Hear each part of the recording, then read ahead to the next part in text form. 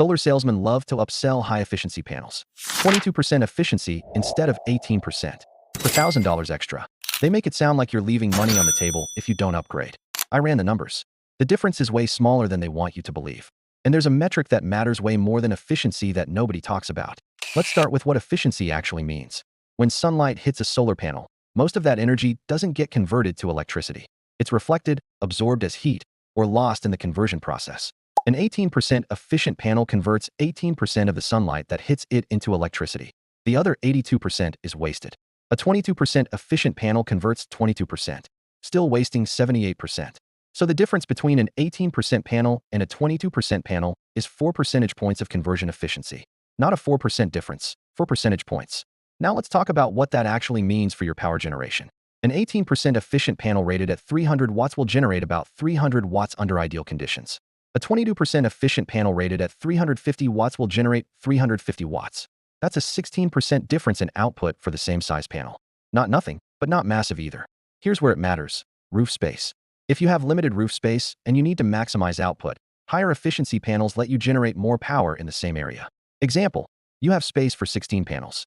With 300 watt 18% panels, that's a 4.8 kilowatt system. With 350 watt 22% panels, that's a 5.6 kilowatt system. That 800 watt difference generates about 1,000 kilowatt hours per year. At 15 cents per kilowatt hour, that's $150 per year. If the high efficiency panels cost $4,000 more, your payback on that upgrade is 26 years. The panels will be dead before you break even on the premium. But if roof space is your constraint, you physically can't fit more panels, and you need that extra capacity, the upgrade makes sense. You're not paying for efficiency, you're paying for the ability to generate more power in the space you have. Most people don't have this problem. The average American home uses about 30 kilowatt hours per day.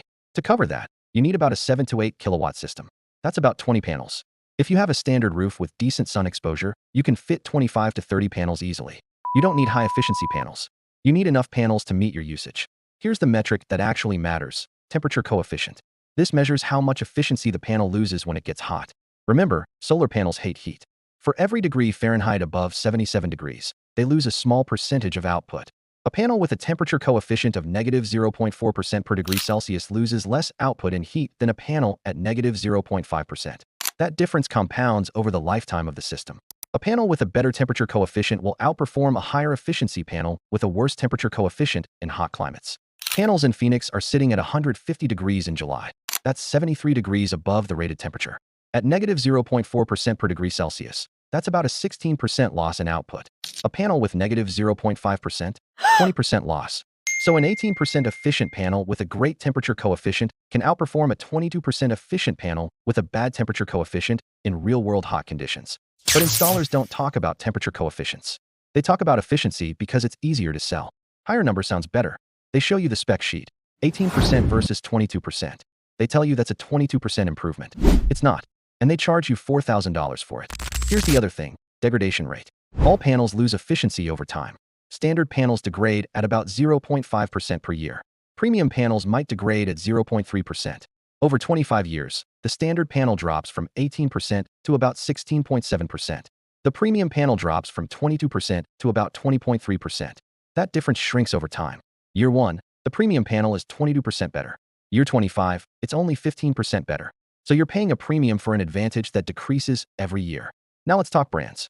Tier 1 panels. Brands like Q-Cells, Canadian Solar, Trina, Longe are all in the 18 to 20% efficiency range. They're reliable, well-tested, and affordable. Premium brands, SunPower, LG, Panasonic, push 22 to 23% efficiency. They cost more.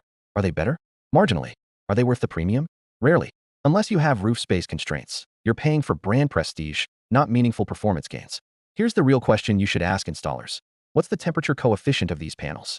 What's the degradation rate? What's the warranty on performance? Most installers see and answer the first two off the top of their head because they're not trained to sell on those metrics. They're trained to sell on efficiency because it's easy. If they can't tell you the temperature coefficient, they're not doing a proper analysis of what will perform best on your roof in your climate. Here's my recommendation. For most people, mid-tier panels in the 18 to 20% range are the best value.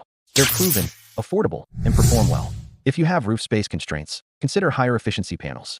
But calculate the actual payback on the premium. If it's more than 10 years, skip it. If you're in a hot climate, prioritize temperature coefficient over efficiency. A panel that holds up better in heat will outperform a more efficient panel that loses output. And don't let a salesman upsell you on efficiency alone. Ask about temperature coefficient, degradation rate, and warranty terms. Those matter more than the headline efficiency number. Next video, 5 red flags and solar quotes. If your installer does any of these, walk away immediately. Subscribe. See you next time.